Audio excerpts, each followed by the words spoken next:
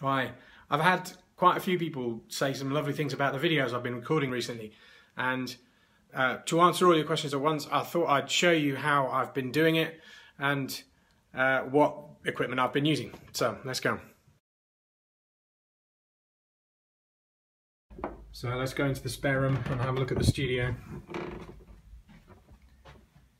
I bought some light stands from Amazon.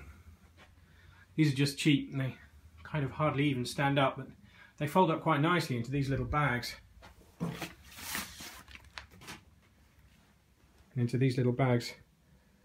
And there's a couple of those. So they're lighting the green screen behind me, which I've just nailed to the wall. The green screen, I think I stole from an ex-employer. I was quite worried about delivering things to camera because I say and a lot, and I didn't want that to come across in sales videos and things. So I thought quite carefully about how I was going to do this, whether I was going to learn the script and what kind of workflow was going to work for me. In the end, I got one of these.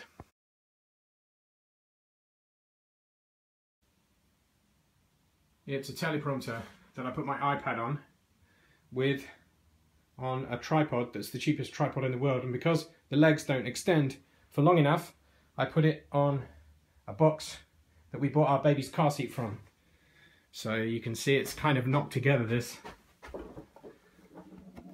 So let's get something working on the iPad. I'll show you how it works. iPad goes on there with the teleprompter app, and this is what I'm seeing.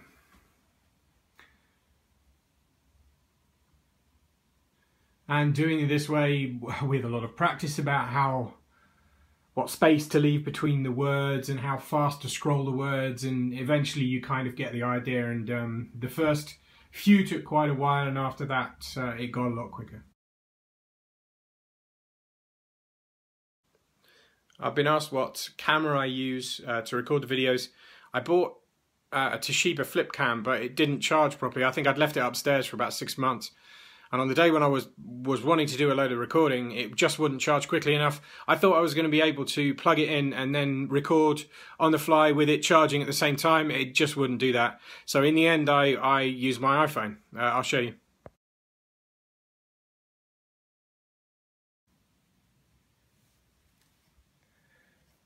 I'll show you the clip that my iPhone fits in.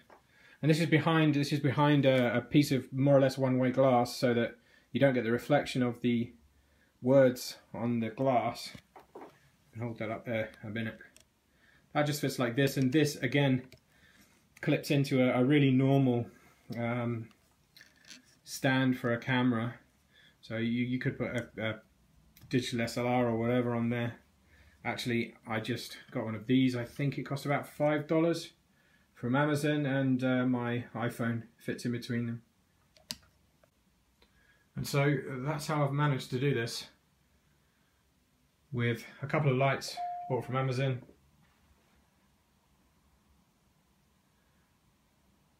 lighting the background, which is nailed to the wall, a teleprompter bought and shipped from America. I think this costs about $110 or something. I think I needed to pay another $40 to get it shipped over here, and the glass is intact.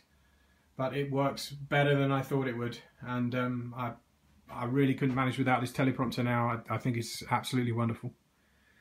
Getting used to using one of these things is more difficult than you might imagine. Let's show you how I fashioned the script. I found it quite frustrating to do things in one go. So whilst I was making these, I'll just spin this along a little bit so you can see. At certain points in here, I realised that I was going to cut away from me, and I put little dots. There you go. I put little dots to tell me that at this stage it didn't matter if my face was looking funny or if I shuffled my legs.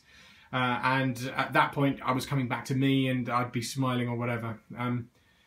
I found that workflow much less frustrating because I didn't need to do everything in one. Every time I saw the dots, I knew that I was cutting to something else and cutting back. And once I got used to doing that, churning out the videos was a whole lot more productive, a whole lot easier.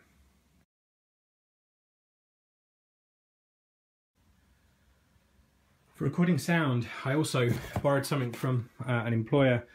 This is a piece of recording equipment that plugs into some microphones. It's got an SD card which I can stick in the side of my computer just here to be able to store things on. And basically you've got two microphones. Sorry, one microphone. As I said, I'm not that technical. One kind of receiver here that plugs in to the recording device, and then another one I put in my pocket whilst using the lapel mic. This worked incredibly well, and although at one stage I did get some feedback from my phone and I kept getting beeps as things were coming through on my phone, but this is probably the most expensive bit of equipment I've got, and I'm probably going to invest in one rather than keep borrowing things from people, because I think video is going to be an increasing part of my future business.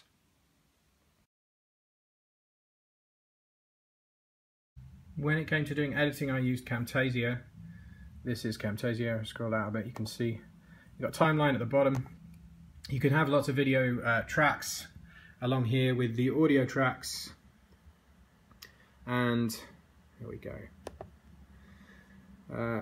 If we get rid of the background for a minute, you can see that on the screen I've managed to use chroma key, use the green behind me to, here we go, to be able to get rid of the background. So, and once I realized this was in Camtasia, it was a bit of a no-brainer to use it. There you go. So I've got the opportunity to be able to remove a color, and I selected the green behind it. You then muck about with the tolerance and the softness until you've got something that looks okay. If you go too far, you can see that I disappear. There we go. And with the softness, same thing. But using these sliders, I found it quite easy to do chroma key. I didn't find it difficult at all. And then it's just a matter of finding the right background. So I found an image that I could use as background.